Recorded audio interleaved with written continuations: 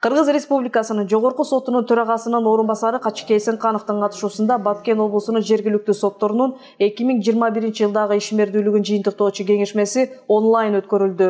Кеңешмеге Кыргыз Республикасынын Жогорку сотунун төрагасынын орун басарларынын милдетин аткаруучу Нургүл Асанова, Айнаш Тукпаева, Жогорку соттун аппарат жетекчиси Эркинбек Мамыров, Жогорку соттун соттук тажрыйбаны жалпылоо, соттук статистиканы анализдөө жана пленумдун ишин камсыздоо бөлүмүнүн башчысы Адинахан Кадыровалар катышты.